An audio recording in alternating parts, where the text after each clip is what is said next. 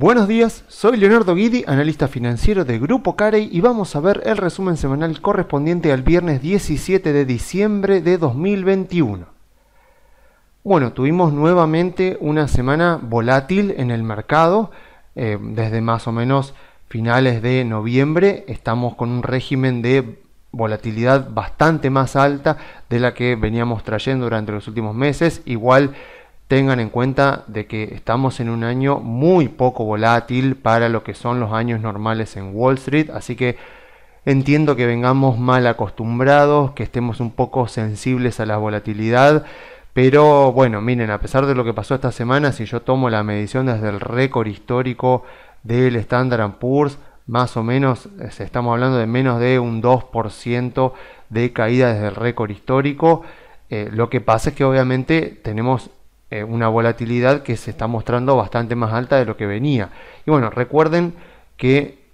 como ya les he comentado en otros informes, esto es típico de movimientos de mercado, de cómo se comporta la volatilidad. O sea, la volatilidad se ha estudiado muchísimo por la academia, por diferentes universidades, porque obviamente es extremadamente difícil de predecir. Incluso hay modelos que intentan predecir la volatilidad aprovechando sus características, pero cualquier libro que lean y que hable del análisis de la volatilidad les va a terminar concluyendo de que es extremadamente difícil poder predecir qué va a pasar con la volatilidad del mercado financiero o de cualquier activo financiero.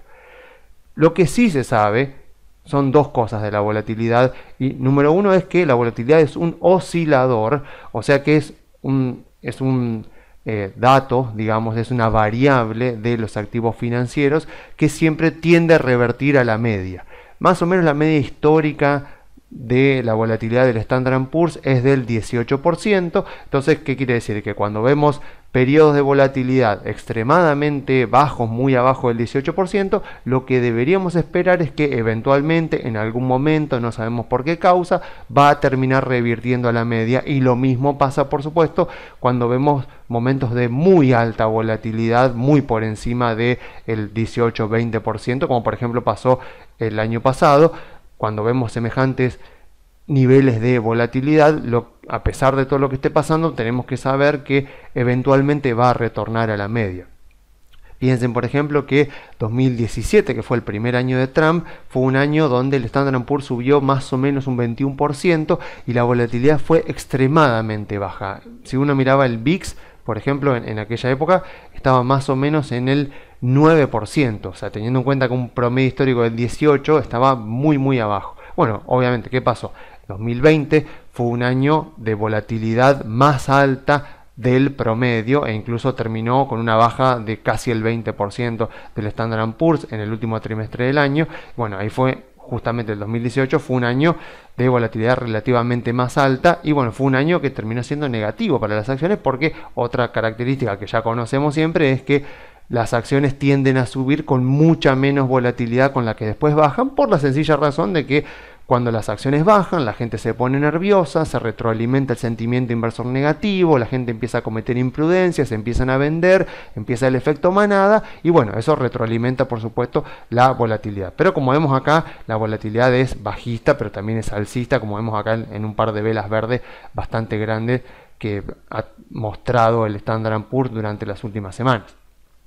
Y bueno, la segunda característica que se conoce bien de la volatilidad es justamente que la volatilidad se presenta siempre en clústeres, o sea que se presenta siempre en grupos. O sea, no vamos a ver normalmente en el mercado un día de mucha volatilidad, un día de poca volatilidad. Lo que vamos a ver es justamente esto, mezclado con esto. O sea, vamos a ver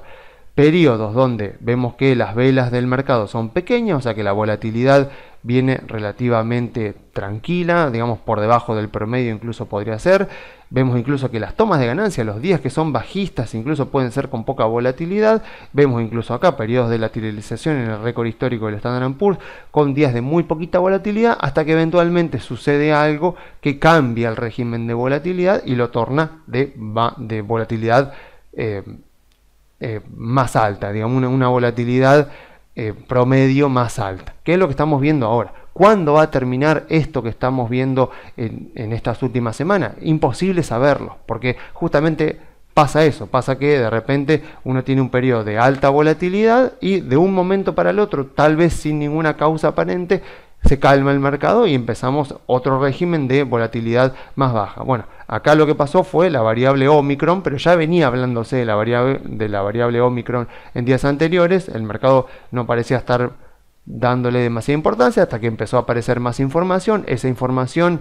generó incertidumbre sobre lo que podría pasar con respecto a esta nueva variante, si las vacunas la iban a poder frenar, qué va a pasar con las economías, etcétera, etcétera. Bueno, tuvimos ese viernes que fue justamente el viernes posterior al Día de Gracia, donde comenzó este régimen de mayor volatilidad en el que estamos ahora y que es imposible saber cuándo va a terminar, pero sí, por supuesto, sabemos que en algún momento del mercado se va a calmar. Y por supuesto, si tenemos que referirnos puntualmente a la volatilidad que experimentó el índice, que experimentaron las acciones durante esta semana, obviamente que el principal responsable de esto es Powell, o sea, la Fed, también los bancos centrales de Europa, que reaccionaron justamente a los dichos de Powell. Así que, a ver, temo que nuevamente voy a hacer un informe donde voy a estar repitiendo cosas que ya dije en informes anteriores. Voy a tratar de ver si puedo meter algún tipo de concepto de explicación nueva, pero la verdad es que no pasan cosas nuevas e innovadoras y originales en los mercados durante todas las semanas, y durante las últimas semanas la verdad que hemos venido hablando siempre de lo mismo. No ha pasado mucho, tal vez porque es fin de año, realmente no lo sé, pero bueno, cuestión de que lo más importante de la semana en Estados Unidos ha sido lo de Powell. Voy a tener que volver a hablar de tasas de interés, de qué puede llegar a pasar, qué va a pasar si suben las tasas de interés el año que viene. Así que bueno, voy a tratar de ver si puedo agregar algo original, pero me temo que voy a terminar repitiendo cosas que ya he dicho en informes anteriores. Por ejemplo, Powell dijo, entre otras cosas durante esta semana, que va a acelerar el tapering. O sea, el tapering estaba previsto que termine en junio, ahora va a terminar en marzo. Y otra cosa que dijo, más importante, porque esta tal vez era menos esperada, fue lo de que el comité de mercado abierto de la Fed, que es el que se encarga de las tasas de interés, está considerando subir 3 veces la tasa de interés durante el 2020. Entonces, eso era información nueva, pero vemos también que el mercado no ha reaccionado demasiado a lo que ha dicho Powell. O sea, y siempre volvemos a lo mismo, ¿no? Tanto las tasas de interés de los bonos del Tesoro como los precios de las acciones se mueven descontando escenarios futuros. Obviamente que los drivers en los bonos del Tesoro y en las acciones son diferentes, pero en ambos casos son precios, son tasas que miran al futuro. Entonces, si ya está la expectativa de que van a subir las tasas de interés el año que viene, ya deberíamos empezar a ver reacciones, porque el mercado siempre se mueve descontando escenarios futuros, y ante una información que tal vez no estaba tan descontada en los precios, bueno, podemos ver exactamente qué fue lo que sucedió. Y bueno, Powell obviamente dijo que va a subir, o que están considerando subir las tasas de interés 3 veces durante el año que viene. Entonces lo que tenemos que hacer, por supuesto, es no solo ver los precios de las acciones, sino justamente ver los precios de los bonos. Y vemos que la verdad es que no se han movido. La verdad es que la tasa del bono 10 años está en este momento en 1,47% anual, promedio anual, cuando la inflación está cercana al 7%. Entonces esto ya genera un poco de disonancia cognitiva, porque decimos, bueno, a ver, tanto por el tapering como la suba de tasas, deberíamos empezar a ver que las tasas de los bonos del Tesoro, sobre todo los bonos del Tesoro más largos, estén subiendo, y por supuesto que eso un poco afecte negativamente a las acciones, aunque como ya explicamos y voy a volver a explicar ahora, eso no necesariamente es así, pero llama la atención que con el tapering y con los anuncios de suba de tasas no esté subiendo la tasa de los bonos del Tesoro, por lo menos los bonos del Tesoro más largos. A ver, acá hay varias razones. A ver, por un lado, bueno, vuelvo a explicar lo mismo, o sea, el tapering es positivo para la economía de Estados Unidos. O sea, no sé por qué, pero cuando se habla de quantitative easing y cuando se habla de tapering, se invierten las consecuencias de cada uno. O sea, el quantitative easing no es estimulante de la economía, es sedativo de la economía. ¿Por qué? Porque le pone presión a los bonos del Tesoro. O sea, la Fed actúa como comprador de bonos del Tesoro de Estados Unidos, y teniendo en cuenta que la Fed es un actor importantísimo en el mercado, baja las tasas de interés, o sea, le ejerce mucha demanda, mucha presión a los bonos del Tesoro, y las tasas, cuando la Fed está interviniendo, con el gran poder que tiene la Fed, bajan. Entonces vemos ahora, por ejemplo, que las tasas hoy por hoy son más bajas de lo que eran en 2019, y vemos que en 2019 la curva de bonos estaba bastante plana, pero aún así las tasas de interés eran más altas de las que hay ahora. Entonces, ¿qué debería considerar uno? Bueno, si la Fed ya dice que se está retirando del mercado de bonos y que está dejando de comprar, y que para marzo va a dejar de comprar, lo que deberíamos ver ya es un acomodamiento de la curva a ese escenario futuro. Ya debería la curva de tasas empezar a descontar ese escenario en el cual la Fed ya no va a estar ejerciendo presión sobre las tasas de los bonos del Tesoro, y ya las tasas, moviéndose libremente, deberían converger a valores que reflejen más el escenario que estamos viendo de un 7% de inflación y de una economía de Estados Unidos que se está recuperando, pero que bueno, que todavía está con determinados problemas, con problemas de oferta, con escasez, bueno, lo que ya hemos hablado, lo que se habla constantemente en los medios. Entonces, ¿por qué, a pesar de que la Fed anunció que va a acelerar el tapering, no estamos viendo que las tasas de interés están subiendo? Y encima de todo, anunciando también que planean subir las tasas de interés 3 veces durante el año que viene. Bueno, con respecto a la suba de las tasas de interés, o sea, lo más probable es que si suben 3 veces las tasas de interés, las van a subir un 0,25, con lo cual lo que deberíamos ver es que la parte corta de la curva, que es justamente la que controla la Fed, debería subir un poco, debería irse a 0,75, por ejemplo, con lo cual, si esto no se mueve, la curva debería seguir siendo positiva, sería un poquito más plana, pero bueno, todavía es demasiado precipitado pensar eso o anticiparse a qué es lo que puede llegar a pasar. Pero a ver, podríamos estar ante un contexto que nos desconcierta un poco, porque no estamos teniendo en cuenta otros factores que podrían estar interviniendo y generándole demanda a los bonos del Tesoro, sobre todo los bonos del Tesoro largos. O sea, por ejemplo, ¿qué podría pasar? Como todo lo que dice la Fed, como todo lo que diga Powell no es vinculante, él no está obligado eventualmente a subir las tasas de interés 3 veces como lo dijo, o a terminar el tapering en marzo. Podría tranquilamente extenderlo o aumentarlo. Entonces podría ser que el mercado simplemente no le creyese. Entonces, ¿cómo podemos confirmar, de qué manera podemos nosotros estar seguros de qué es lo que está pensando el mercado con respecto a las tasas de interés? Bueno, para eso tenemos justamente los futuros de tasa de interés, o sea, el Chicago Mercantile Exchange, que sería el mercado de Chicago, tiene esta herramienta que se llama, que la pueden buscar en Google, que se llama Countdown to FOMC, que sería el comité de mercado abierto de la Fed, que es justamente el que define la tasa de interés. Si ustedes ponen Countdown to FOMC, lo que van a ver es esta herramienta que provee el CME Group, donde acá lo que nos muestran son justamente las tasas que están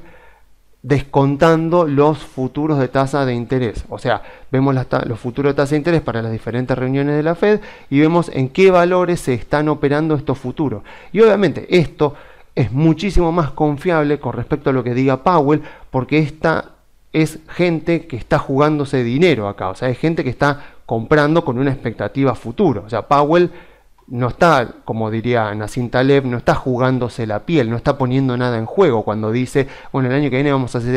hacer esto, vamos a hacer lo otro. Ahora, pero los inversores que están comprando futuro de tasa de interés con una expectativa de tasa de interés, sí están poniendo plata en juego. Por lo tanto, es un dato que, por lo menos me parece muchísimo más confiable con respecto a qué espera el mercado que suceda con las tasas de interés de la Fed que cualquier cosa que diga Powell. Entonces, lo que yo veo acá es que para el 26 de enero el mercado descuenta absolutamente que la tasa de interés va a quedar igual. Entonces me puedo ir a la reunión de marzo, que sería justamente cuando esté por terminar el tapering durante ese mismo mes. Entonces lo que vemos acá es que para la reunión del 16 de marzo está bastante pareja la cosa. Vemos que el mercado por el momento descuenta que van a mantener la tasa de interés como está ahora, pero está como bastante indeciso, está casi 50-50. Así que acá vemos que el mercado está considerando que en marzo, cuando finalice el tapering, la Fed podría inmediatamente ese mes, a mediados de marzo, el 16 de marzo, ya subir las tasas de interés. Y obviamente si nos vamos a mayo, ya con este anticipo, vemos que efectivamente ya para la reunión de mayo, el mercado está descontando que hoy estamos en 0 y 0,25 y lo que va a pasar es que la Fed va a subir la tasa de interés a 0,25, 0,50, o sea que va a subir, a subir 0,25% la tasa de interés. O sea que acá podríamos decir que basado en cómo están operando los futuros de tasa de interés en el mercado de Chicago, vemos que efectivamente el mercado parece creerle a Powell con que va a subir las tasas de interés el año que viene en la reunión de mayo concretamente. Esto por supuesto cambia todos los días, cambia semana a semana y cambia obviamente en base a las señales que vaya dando la Fed, pero es una herramienta muchísimo más confiable que cualquier cosa que pueda decir el presidente de la Fed, porque justamente acá sí hay gente que está jugándose dinero, mientras que Powell puede tranquilamente cambiar de opinión y no le va a pasar nada. Ahora bien, teniendo en cuenta que el mercado le cree a la Fed, bueno, entonces, ¿qué podría pasar? Porque, a ver, cuando yo les mostraba este gráfico también del último tapering, del tapering que se hizo en 2013, vemos que desde el momento en que Bernanke más o menos alude que va a comenzar el tapering, y esto fue, según lo que dice el gráfico, en mayo de 2013, vemos la tasa de interés del bono a 10 años como inmediatamente sube y se va arriba del 3%. Ahora bien, de la misma manera, como volvemos a lo mismo, ¿no? Las tasas de interés de los bonos del Tesoro descuentan escenarios futuros. Vemos que cuando en diciembre de 2013 la Fed anuncia que va a iniciar el tapering en enero de 2014 para terminarlo, como muestra acá el gráfico, en noviembre de 2014, vemos cómo las tasas de interés empezaban a bajar. Bueno, ¿y por qué bajaban? Bueno, muchas razones. Digamos, en los libros de finanzas lo que se va a decir es que las tasas de interés de los bonos del Tesoro, por lo menos de los bonos del Tesoro de Estados Unidos, tienden a reflejar el crecimiento real de la economía. Y debemos suponer también que en Europa y en Japón pasan lo mismo. Entonces, por esa razón, justamente tenemos tasas en Estados Unidos que están en valores de 1,47 y en Europa, en Japón, tenemos tasas bajísimas e incluso tasas negativas. Porque bueno, Europa y Japón son dos regiones del mundo que están estancadas económicamente y que se le está complicando, sobre todo a Europa, salir de todo lo que provocó el COVID, mientras que hoy Estados Unidos es una economía más grande de la que era a principios de 2020 y es una economía muchísimo más dinámica, con muchísimas menos rigideces. Entonces tiene sentido que las tasas de los bonos del Tesoro en Estados Unidos sean más altas que las de Europa. Entonces, una de las razones por las cuales no están subiendo los bonos del Tesoro de Estados Unidos, sobre todo los bonos largos, podría ser que estén recibiendo demanda adicional por parte de inversores tanto en Europa como en Japón. O sea, pensemos que la Fed obviamente se está retirando de la curva de tasas del mercado de bonos del Tesoro. Entonces, lo que debería pasar es que Estados Unidos, para financiar su déficit, para financiar los bonos del Tesoro que emite, debería encontrar acreedores voluntarios para esos bonos. Entonces, obviamente, si no hay muchos acreedores voluntarios,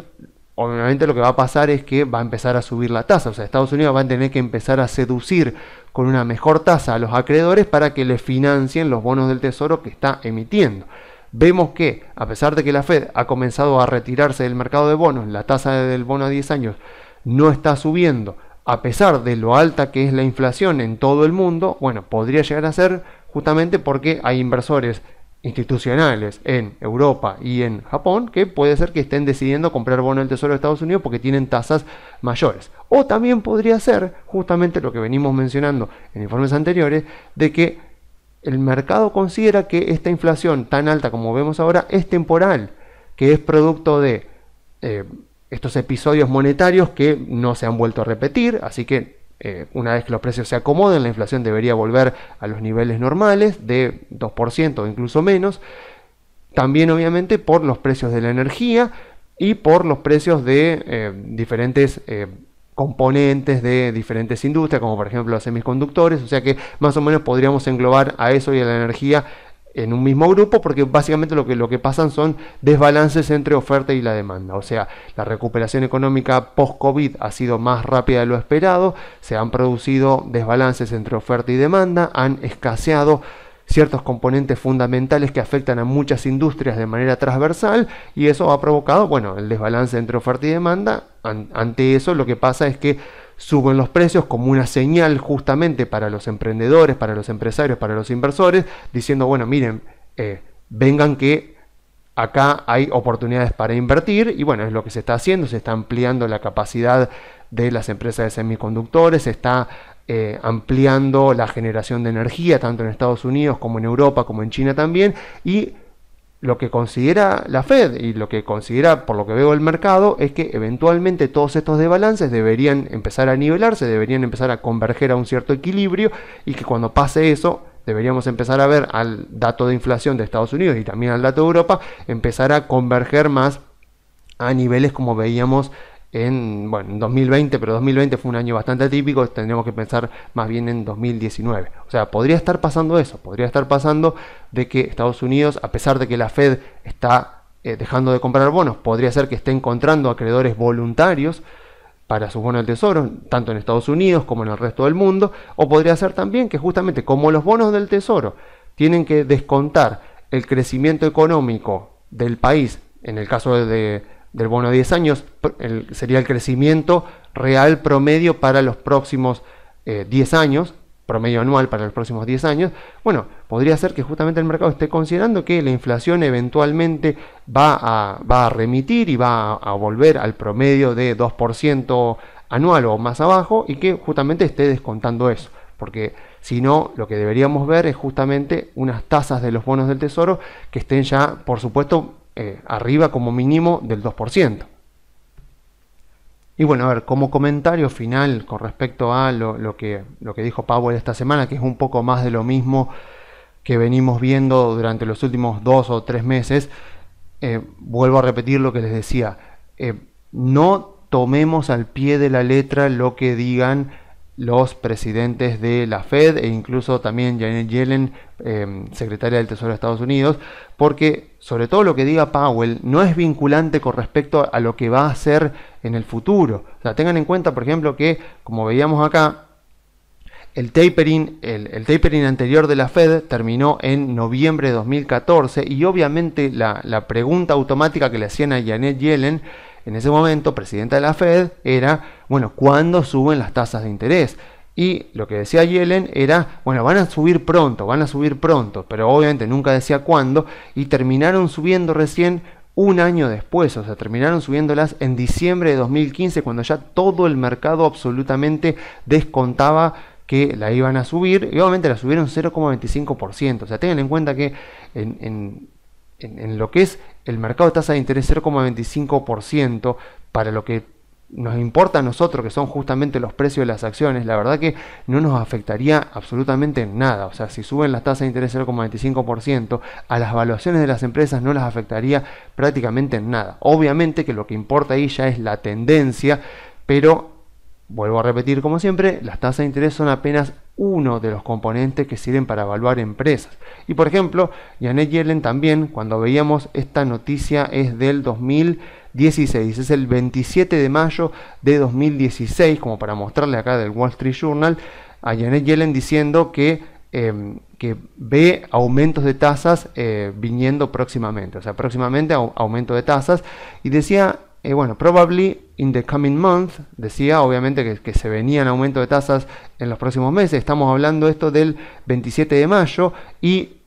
desde esta fecha la siguiente suba de tasa de interés fue recién a mediados de diciembre de 2016. Entonces, vuelvo a lo mismo, ¿no? O sea, la Fed es mucho menos importante de lo que nosotros creemos, y a veces le damos una importancia exageradísima creyendo que la Fed hace el mercado, o sea, que la Fed genera el comportamiento del mercado, cuando es absolutamente al revés. O sea, La Fed es un organismo absolutamente reactivo, por más que ellos quieran decir que son proactivos, o sea, ellos nunca se adelantan a nada, porque básicamente nadie puede adelantarse a lo que todavía no ha ocurrido. Entonces, la Fed es meramente un organismo reactivo, va mirando ciertos indicadores, va mirando la inflación, va mirando el empleo, va mirando la actividad económica, pero, o sea, tengan por seguro de que si los datos no le dan bien de crecimiento económico, de empleo, tranquilamente pueden no subir las tasas de intereses el año que viene, porque vuelvo a lo mismo, o sea, a ver, si efectivamente la Fed sube las tasas el año que viene, lo va a hacer por hechos que todavía no han ocurrido. O sea, las razones por las cuales la Fed va a subir las tasas el año que viene todavía no han ocurrido. O sea, lo que tenemos que esperar es ver qué sucede, cómo continúa la inflación, cómo continúa la economía, cómo continúa el empleo. Y ahí si la Fed considera que efectivamente conviene empezar a subir tasas de interés porque la inflación no está remitiendo, no está bajando, bueno, eventualmente la subirán, pero nuevamente tengo que volver a repetir lo que vengo diciendo en informes anteriores. Por favor, no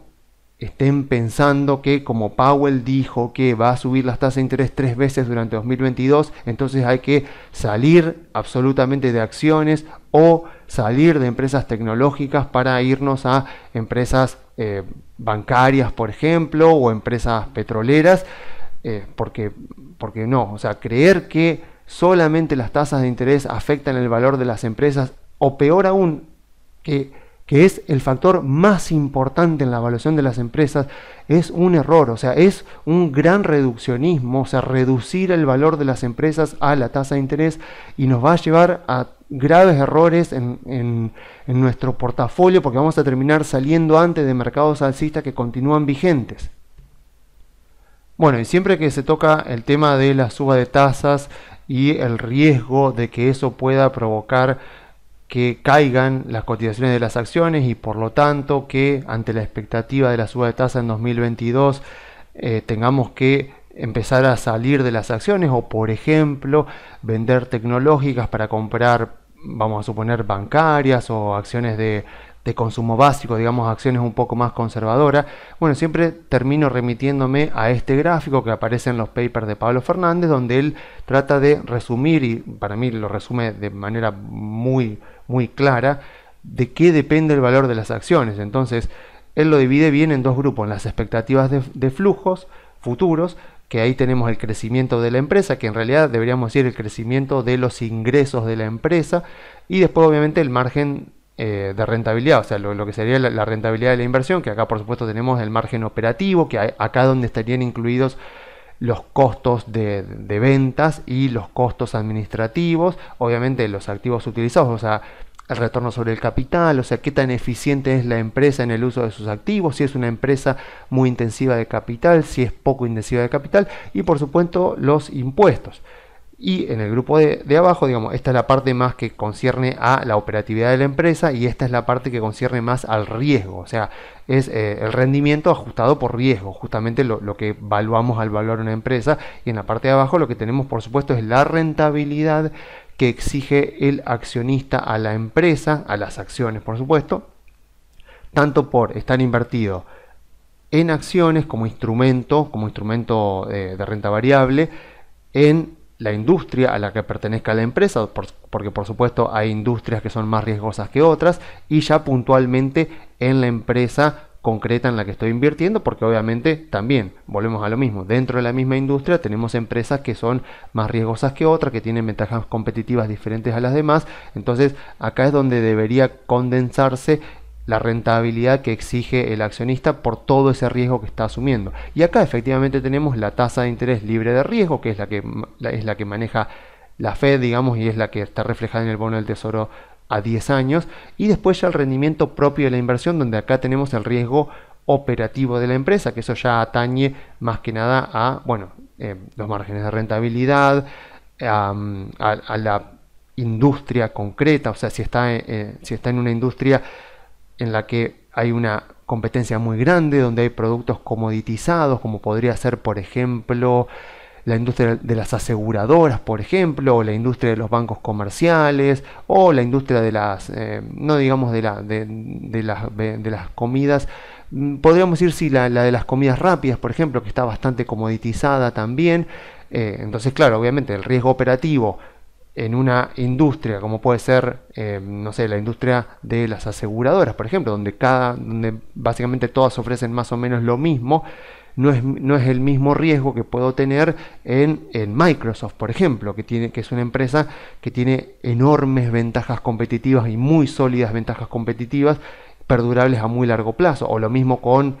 Disney, por ejemplo, que también tiene patentes, tiene licencias, entonces tiene ventajas competitivas imposibles de copiar por parte de la competencia. Entonces no es el mismo riesgo operativo dependiendo de el tipo de empresa, del tipo de industria en el que esté invirtiendo. Y por último, por supuesto, el riesgo financiero propio de la empresa. O sea, no es lo mismo una empresa que no tenga deuda con una empresa que tenga un 100% de deuda sobre activos.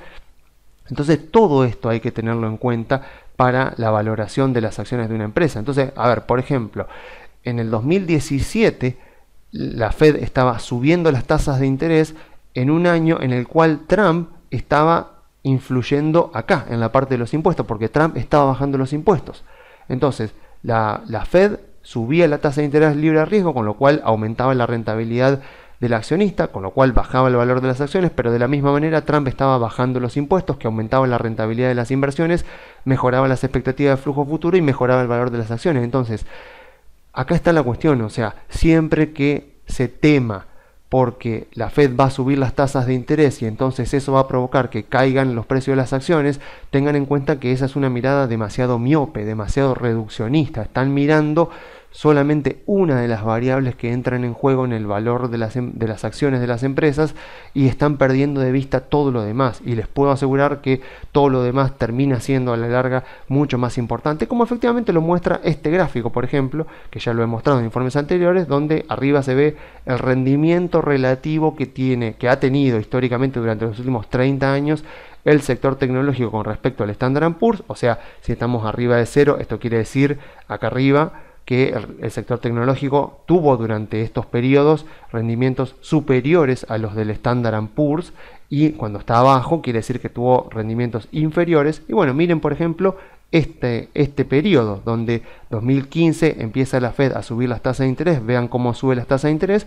y vemos acá que el rendimiento del sector tecnológico con respecto al Standard & Poor's es positivo. O sea, ¿qué quería decir? Que acá la Fed estaba subiendo las tasas de interés y aún así el sector tecnológico en su conjunto estaba obteniendo rendimientos superiores a los del Standard & Poor's. O sea que, nuevamente, no tengamos miedo si es que se dice que la Fed va a subir las tasas de interés durante el año que viene y que por lo tanto hay que vender las empresas tecnológicas, hay que vender las empresas de telecomunicaciones, de consumo discrecional, porque son empresas en crecimiento y la suba de la tasa de interés le va a pegar muy negativamente, entonces conviene salirse de las acciones o a lo sumo pasarse a acciones de sectores más conservadores, como puede ser el sector, bueno, el sector financiero, por ejemplo, que podría verse favorecido por la suba de tasas, o el sector, no sé, de consumo básico, por ejemplo, porque son acciones mucho más conservadoras y que tienen una demanda más estable. Bueno, o sea, no caigamos en ese tipo de miedos, porque no solo que la historia nos demuestra que las acciones en general, no solo las acciones en crecimiento, no solo las acciones financieras, las acciones en general tienen buenos rendimientos, e incluso en contexto de suba de tasa de interés, sino que además creer que por el hecho de que suba la tasa de interés las acciones van a caer, implica que no estamos haciendo nuestro trabajo. O sea, no estamos analizando industrias, no estamos analizando sectores y mucho menos estamos analizando empresas si tomamos una decisión tan drástica como por ejemplo vender una acción solo por el hecho de que se viene un contexto de suba de tasa de interés. O sea, en la historia podemos ver muchos periodos en los que las tasas han subido y las acciones en general han tenido rendimientos positivos, e incluso las acciones de empresas como del sector tecnológico, por ejemplo. Así que en mi caso yo creo que el año que viene puede ser que la Fed suba las tasas de interés. Vuelvo a repetir, los hechos que van a determinar si la Fed sube las tasas de interés el año que viene todavía no han ocurrido, pero aún así creo que con la Fed retirándose del mercado de bonos podría ser que las tasas de bonos largos mejoren un poco, pero como eso justamente, como la Fed retirándose de las tasas de los bonos, va a provocar tal vez un mayor empinamiento de la curva. Eso va a provocar un mejoramiento en los márgenes de rentabilidad de los bancos. Y eso va obviamente como los bancos son justamente empresas comerciales, van a verse incentivados por los mejores márgenes de rentabilidad a querer dar más crédito. Eso va a generar, por supuesto, que las empresas, sobre todo las empresas de sectores value, como el industrial, como el energético, como el de utilities, como el de materiales, tengan un mayor acceso al crédito. Entonces van a poder expandirse, van a poder mejorar sus operaciones porque van a tener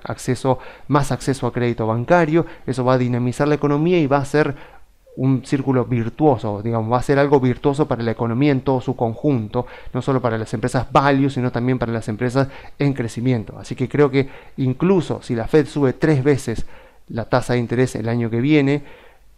eso no quiere decir en absoluto que vamos a tener un mal año para las acciones en general y tampoco para las acciones en crecimiento en particular. Así que eso con respecto a Estados Unidos. La verdad que con respecto a Argentina, bueno, han sucedido cosas importantes. Vamos a ver un poco el índice Merval. No hay mucho más para comentar. Obviamente que fue interesante lo que ha ocurrido en el Congreso. O sea, por un lado está muy bien ver a la oposición siendo opositora. Justamente es lo que tanto halagamos de Estados Unidos, que justamente al tener un Congreso tan empatado se le dificulta mucho al Poder Ejecutivo poder hacer pasar por el Congreso rápidamente todo lo que desea, o sea, pasar leyes que sean muy controversiales por el Congreso. Bueno, en Argentina tal vez estamos empezando a ver un poquito de eso, donde el Congreso se ponga un poco más opositor y no le deje pasar al gobierno tan rápidamente las leyes que envíe. Por otro lado, tenemos el tema del Fondo Monetario, o sea que hay que hacer un acuerdo con el Fondo Monetario durante los próximos 3 meses, y está claro que el Fondo Monetario iba a requerir un presupuesto justamente para que el gobierno le muestre en el presupuesto que iba a corregir justamente las variables que el Fondo Monetario le estaba demandando que corrija, como puede ser tipo de cambio, como puede ser tarifas, como puede ser gasto público. Así que vamos a ver, vamos a ver qué sucede en la relación entre el gobierno y el Fondo Monetario con respecto a el rechazo de la ley de presupuesto. Pero bueno, la verdad es que tampoco ha cambiado mucho con respecto a las semanas anteriores. Seguimos en un contexto de mucha incertidumbre, donde si el gobierno efectivamente arregla con el Fondo Monetario, que debería pasar durante los próximos 2 o 3 meses, bueno, deberíamos ver una baja del riesgo país y eso obviamente va a repercutir favorablemente en las acciones. Pero bueno, vamos a ver qué pasa durante 2022 y si efectivamente se generan esas expectativas positivas de cara a 2023, para ver si efectivamente de una vez por todas las empresas argentinas comienzan nuevamente un mercado alcista. Pero bueno, ya sabemos que el mercado extranjero se ha defraudado mucho con las acciones argentinas, así que bueno, esta vez va a requerir de una gran demostración por parte de los inversores argentinos, por parte de la expectativa que puede generar la política argentina para que efectivamente los inversores extranjeros decidan nuevamente volver a entrar a las acciones argentinas, lo cual nos favorece a nosotros, por supuesto, porque nos permite eventualmente, ante señales que vaya dando la política de que tiene sentido pensar en un cambio presidencial para 2023, podemos ir posicionándonos desde antes en empresas argentinas, y obviamente cuando ya empiecen a entrar el flujo importante que va a ser el flujo de inversores extranjeros, nosotros ya estemos posicionados. Pero bueno, la verdad que no hay apuro, o sea, estamos en un contexto de mucha incertidumbre, podemos seguir tranquilamente invertidos en CDRs, que los drivers siguen siendo muy positivos para Estados Unidos, y eventualmente veremos cómo se comporta el Congreso, qué pasa efectivamente con el FMI, para así efectivamente ir posicionándonos de a poco en acciones argentinas, porque obviamente estamos siempre pensando a bastante largo plazo, o sea, 2 años en Argentina es muy largo plazo, así que bueno, vamos viendo qué es lo que está pasando entre la política con el Fondo Monetario, a ver qué pasa con el nuevo Congreso, para ver si efectivamente se van alineando los drivers, para que tenga sentido nuevamente volver a armar portafolio de acciones argentinas. Obviamente que a estos precios no hay ninguna duda de que las acciones argentinas están baratas, pero mientras no haya efectivamente una expectativa real desde la política de que dentro de 2 años va a venir un cambio en el Poder Ejecutivo, difícil va a ser que efectivamente logremos ver que entre ese flujo importante de inversores extranjeros y que efectivamente inicie realmente el mercado alcista en las acciones argentinas. Así que bueno, yo me despido dejándole las vías de comunicación. Se pueden comunicar por la página web grupocari.com.ar o enviando un mail a contacto@grupocarey.com.ar.